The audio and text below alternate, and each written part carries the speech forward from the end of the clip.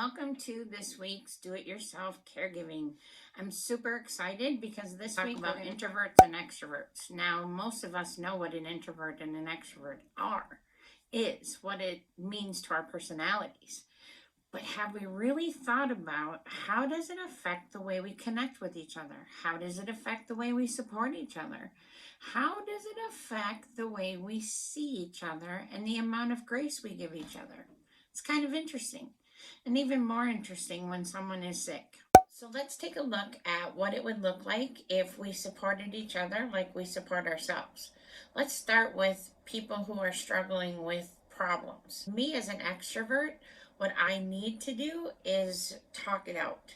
I need to talk it out. I need to explore my feelings. I need justification sometimes. Where an introvert is more likely to need space. They don't want to talk. They don't want to rehash it.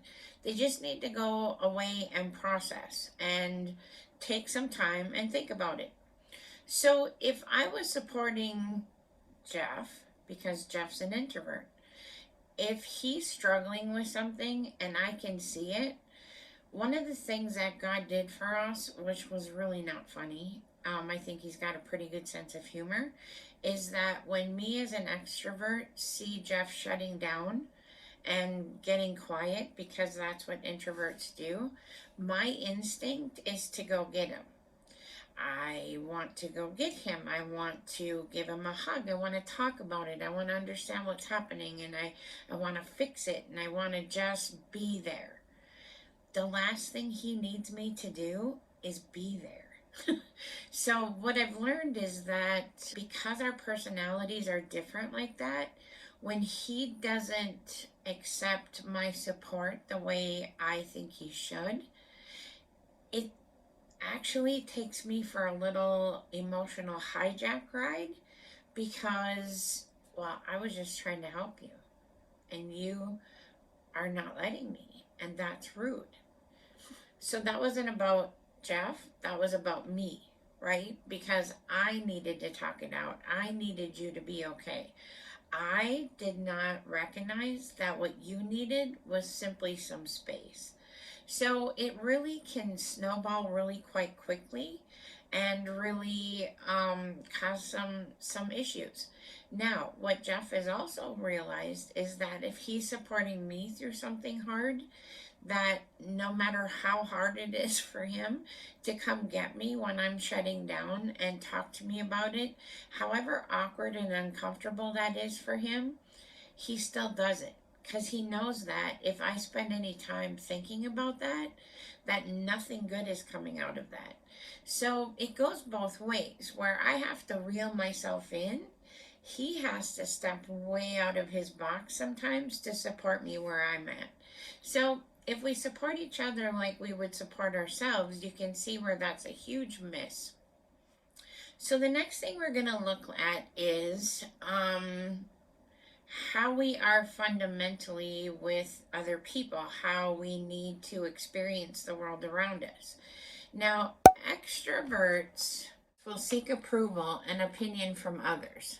We like spending time with people. People actually re-energizes me. It makes me happy. This COVID thing for me has been really hard because I'm not connecting with people like I used to connect with people. Which, honestly, if we think about people with dementia, are they connecting to the world around them like they used to? They are not. So you have to think about it as a caregiver, but you also have to think about it as a person who is sick, and what has all of this meant to them. So if that extrovertedness isn't being fed from an energizing, a rest and restore perspective, there's a really good chance that if I have dementia, I'm following you all around the place. I continue to try to talk to you. I'm continuously in your face. I may seem needy to you if you're more of an introvert. I may seem high maintenance. And that would be a really big disservice to me because it's who I am.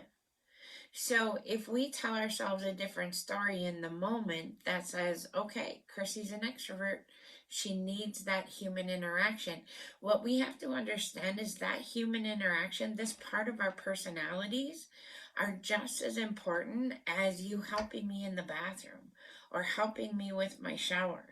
And we're going to talk about love languages at some point down the road here, and really important for us to understand, because part of the process of caring for each other, especially if we're husband and wife, is how we love each other through it.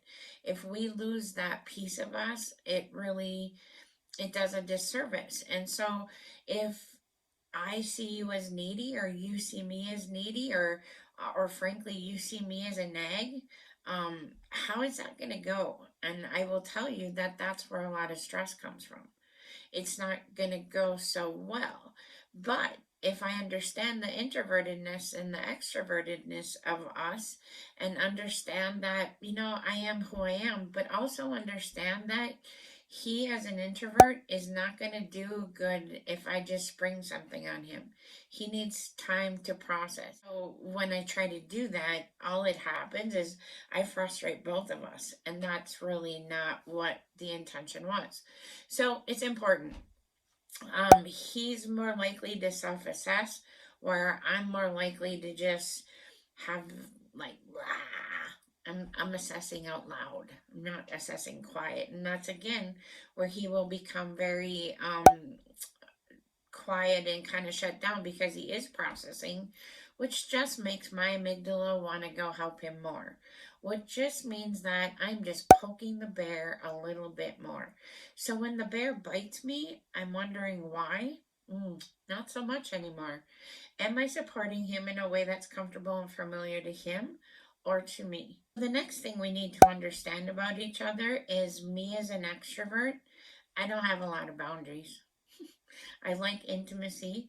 I like when we can be together. I don't really have many rules, so to speak, which for someone who's an introvert can seem kind of odd, because that's exactly the opposite of what they have. They have definitive boundaries. Boundaries, especially and including stuff. So there's definitive boundaries. They like their privacy. So this, me coming out here and putting ourselves out here and our life out here, definitely is crossing a boundary for Jeff, but it's also bringing meaning to what we're going through. So there's a good trade-off there for him. But the privacy part for people who are introverts is really important. And it's also very important for us to understand that it's not a bad thing to have boundaries. It's not a bad thing. Like, most people don't just go like blah, spill their whole life out there, which I do. I'm an extrovert. So it's kind of like, if when you're at work, if you have ever worked with someone, if you're an introvert, you'll understand exactly what I'm saying.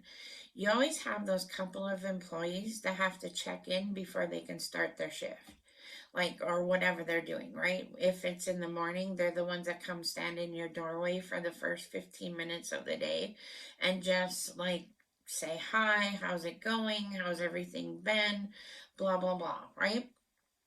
So in your head, as an introvert, you might be saying to yourself, dude, go start your shift like everybody else.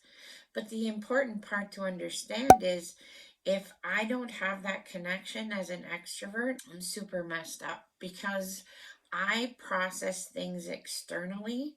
And so the connection is more important than any control I have. So if I don't feel connected to you or the place I am, connection brings our sense of belonging. It brings our sense of purpose and meaning. So if I feel disconnected, I'm out of whack. Whereas for introverts, they like the connection, but they want to be in control of the connection. So if I'm coming to visit you and you're an introvert, you're not in control of that, because I'm just bursting in and we're going to connect whether you want to or not, which is actually kind of problematic, because you're not connecting with me. It becomes my personal mission to make sure we do. I will make sure we do. This is probably one of the biggest lessons I had to learn. And learning is also means that we have to unlearn some things. So the unlearning for me in this process was not everybody is like me. And so how I read people has to be based on if they are introverts or extroverts and what they need from me from a support perspective. So I have to know that I am scary, not friendly, scary, which is not necessarily horrible. But if I start that connection by backing myself up a little bit and taking a deep breath before I launch into that connection with you, it's going to go a lot smoother because I'm connecting with you in a way that's comfortable for you, not familiar to me. Coffee with Chrissy will explore some of the challenges that we've had together because, boy, they're funny. Now now they're funny. They were not funny. And like for a long time I didn't know if I was going to be able to do this. And so back to remembering that the story we tell ourselves in the moment has a lot to do with our understanding of who we are as humans. So hopefully this is one little piece of our humanness that we can have a little more understanding and extend a little more grace. So remember, extend yourself the grace that you deserve because no one else is going to. Next week, where we're going to talk about what I call the third entity. It's moving the illness into the house and what that looks like and how things have to change and how we as a team, a care partnering team, one of us has the disease on the inside and one of us has it on the outside. So we're going to talk about that. We're going to explore that. We're going to try to understand that a little bit better. So